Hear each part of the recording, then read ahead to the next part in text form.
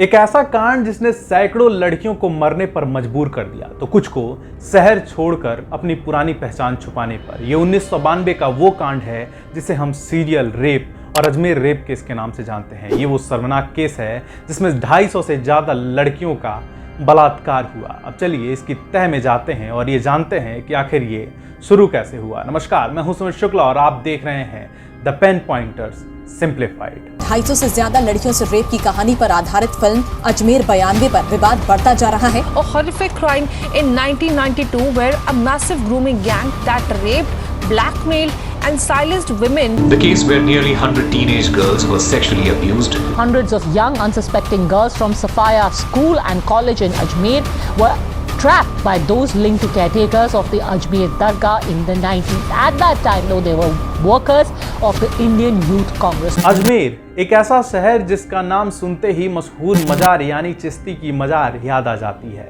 जिसे हम अजमेर शरीफ के नाम से भी जानते हैं। और ये कहना जरा भी गलत नहीं होगा कि इस शहर में दबदबा भी इस दरगाह से जुड़े खादिम का ही होता था, और अगर नाम के आगे चिश्ती लगा हो तो वह हरे न्यारे।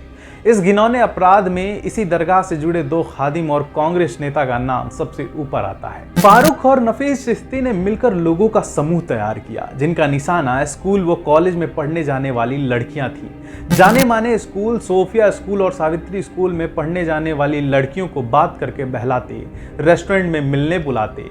फिलहाल के लिए इस सक्रिय गैंग के पास किसी भी रौबदार चीज की कोई कमी नहीं थी, चाहे वो महंगी गाड़ियां हों या अच्छा पहनावा। सारी कोशिशों के बाद जब लड़कियां इम्प्रेस होने लग जाती, तब उन्हें दोस्ती के नाम पर फार्म हाउस पर बुलाते, वहां भी उन्हें बातों में उलझाने का काम करते और फिर सामूहिक बलात्कार करते। उसी दौरान उन लड़कियों की असली तस्वीरें खींच ली जाती।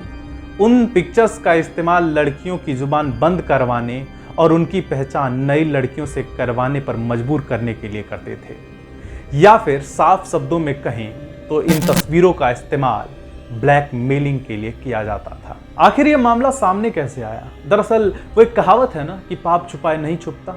कुछ ऐसा ही हुआ 1992 के अप्रैल महीने में। इन आरोपियों के साथ ये खुलासा पीड़िताओं द्वारा नहीं हुआ, पर जिस लैब में पीड़िताओं की नग्न तस्वीरें बनती थी वहां से लीक हो गई, और दैनिक नवज्योति के पत्रकार संतोष गुप्ता ने एक आर्टिकल छापा जिससे इस कांड का पता चला।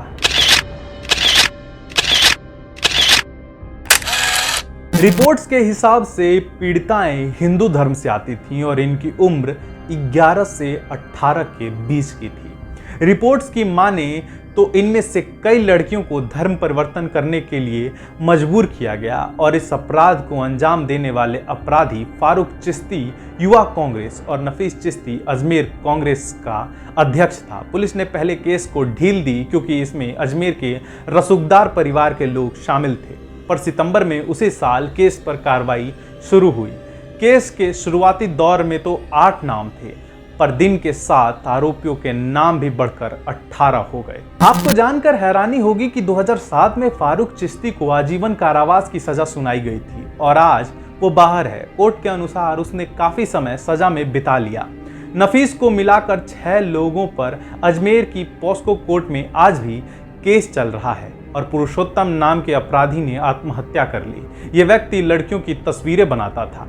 8 आरोपियों को जिला सेशन कोर्ट ने 1998 में आजीवन कारावास दे दिया, पर उन लड़कियों का जीवन ऐसा हो गया था जैसे ये सारी लड़कियां आरोपी हों, न कि पीड़ित। उनके परिवार को भी इसकी सजा मिली। सजा के तौर पर मिली तो बस बदनामी।